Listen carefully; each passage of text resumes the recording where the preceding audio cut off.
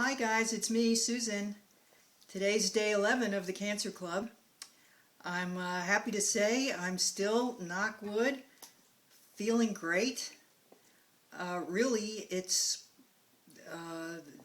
kind of amazing. Although, like I said yesterday, I still know it lies ahead, and I'm just trying not to dwell on it. And I'm not going to talk about it tonight, although I think I will in the next day or two talk about some of my feelings and fears. I will say I've been reassured by many people that because my cancer was caught in the early stage 1 butt cancer is what I have, for those of you who might have not seen the initial episode, that the doctors are very confident that this episode of treatment will be enough to get rid of it. But as someone said to me the other day, you are never, actually, even if you've never had cancer, you're not cancer free. The potential for cancer, or cancer cells that could become cancer cells, we carry them with us all the time. Whether or not you've ever had cancer or will have cancer is a result of so many random variables that I think that's why it's so frightening to people. Certainly people who have had cancer and been cured, supposedly, have to be watching over their shoulder every day. They literally have to go and be checked, but in the back of their mind, they have to deal with that fear every day. The ironic part is, I was a person who never had to look over her shoulder or think that she might get cancer. I didn't have a family history to drag around behind me or to make me go get more frequent colonoscopies than once every 10 years. So it can happen to anyone. Actually, I looked up the statistic, and the number is 41% of people in the United States have had or will have cancer. So it's really almost a question of not really why me, but why not me. Those are pretty sizable odds.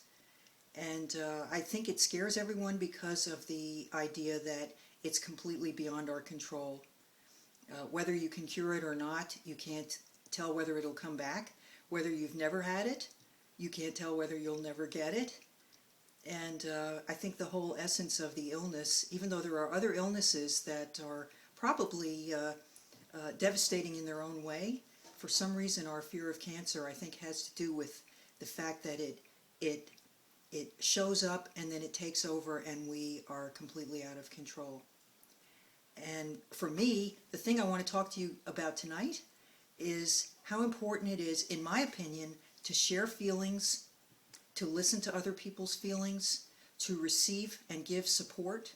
That's what this whole blog project has been about for me. And I was actually, no one was more surprised than me when I started to do it, because I may have had frustrated dreams of being an entertainer or a comedian or a banjo player, but never really realized any of those things, although I have started taking banjo lessons, so I'm happy about that.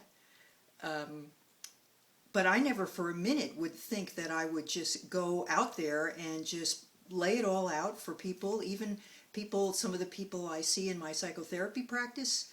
I'm happily telling them they're watching as well. They're finding out things about me that they never knew. And I've just decided to go for it. The response has been very heartwarming. I got an incredibly good soup recipe today that I'll share with you at some point as well. But just the feeling of the reaching out to others and the reaching out from others just has confirmed to me, and there are studies that show this as well, that the people who share feelings, and even the uncomfortable feelings or the fears or the anxieties or the sadness, those people do better in terms of overall recovery or longevity than people who keep it closed in and either are ashamed of it or afraid that other people will treat them differently, or whatever their rationale is for holding back. I remember I worked once with a woman who had breast cancer, and she didn't tell her 2 young sons the entire time of her illness including through her death. And I felt I mean, I worked on it with her, but she did not, she felt it would upset them, so she didn't share what was happening to her.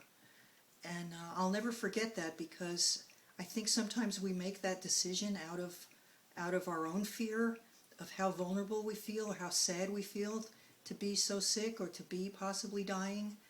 And we rob ourselves of the true opportunity to be close and intimate while we're alive. And I know that I have done that in the past. I know I've held back. I'm just not going to do it anymore. Life is too short to not share your feelings with people who are important to you. So that's my story, and I'm sticking to it. And until tomorrow, I want you to live well, laugh often, and love much.